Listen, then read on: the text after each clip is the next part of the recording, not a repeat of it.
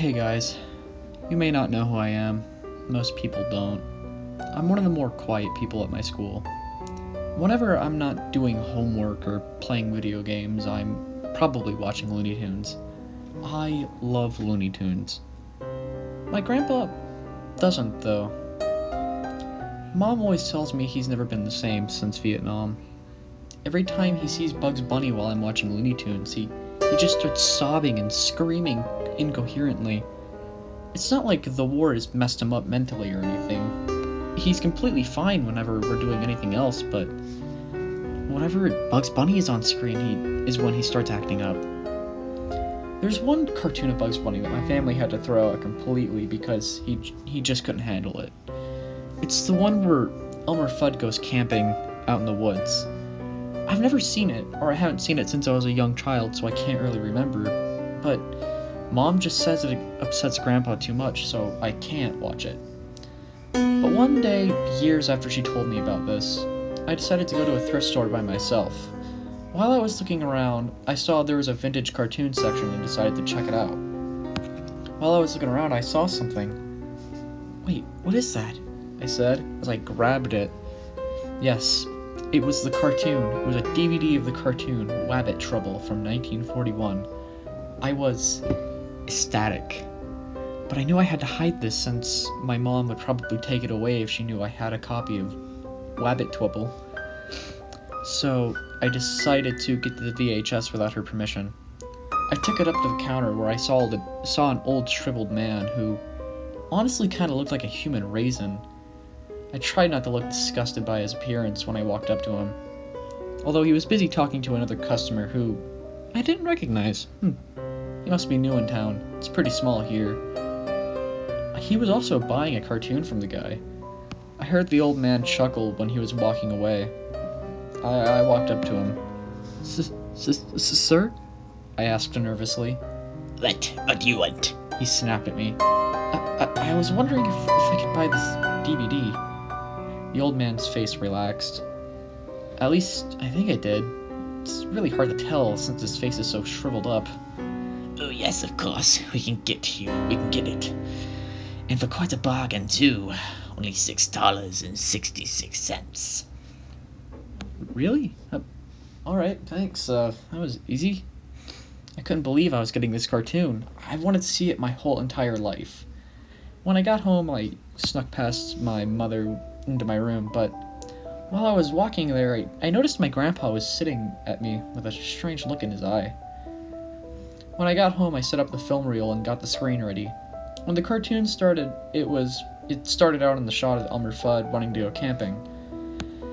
I noted that in this cartoon, Elmer looked much fatter than in the other cartoons. Almost more like a realistic human being. The cartoon played out like normal if you've ever seen Wabbit Trouble. And if you've ever seen it, I'm not going to explain the plot, but everything seemed fairly normal from what I could remember as a kid. Aside from a few differences, the animation seemed more detailed and hyper-realistic in some parts, and there was also a bit more violence than usual, but other than that, it seemed fairly normal.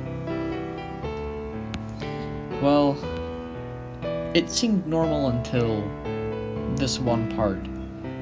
It's the part where Elmer Fudd is trying to cover up Bugs Bunny's hole with a bunch of boards, and then he says, "That ought to hold him all white." He then walks away, and Bugs Bunny, of course, climbs out of the hole with ease, using the boards almost as a door.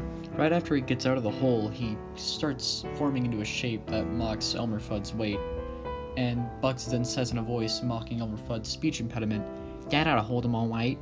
But before he can get to the end of the line, the thing freezes. I don't know why he did that. It was so weird. I assumed that maybe the laser disc just had a scratch on it or something, so I just thought I would wait for it to start working again. And then I hear it. It's crying. It's not like cartoon crying, mind you. It's clearly has some real sorrow in it. And I also started hearing it chanting. "The beast has returned, the beast has returned, the beast has returned," over and over and over again, slowly getting louder and louder and louder. the frame of Bugs starts getting distorted, they're chanting louder, and the image more saturated, terrifying. The frame of Bugs Bunny then started moving toward me, or the screen, I guess, slowly. I was so terrified. I didn't know what to do. Was Bugs' face getting more bloodied? No, that can't be. Bugs then started crawling out of the screen. I was screaming in terror. I couldn't move. Then I heard my grandpa screaming downstairs. Chungus! I then hear him running up the stairs into my room. He busts down the door, and he has a grenade launcher in his arms. This is for you, Ramirez! He screams as he shoots at the flat screen TV with a grenade. A little bit of chungus, as my grandpa referred to it, that came out of the screen was utterly destroyed by the blast, killing the monster. My grandma asks me where I got the cartoon, and I told him I got it from the thrift store nearby. He then told me to show him, so we drove to the store where I went earlier. We then see a man there who looks completely dumbfounded. I think it was the guy I saw at the cash register earlier. Hey! My grandpa yelled. The man looked over at him with a disturbed look on his face, as if he had an experience similar to ours. My grandpa then asked him if he knew anything about the store. The man shook his head. Yeah, that's why I'm here, but apparently the guy who runs the place has been dead since May 25th, 1983.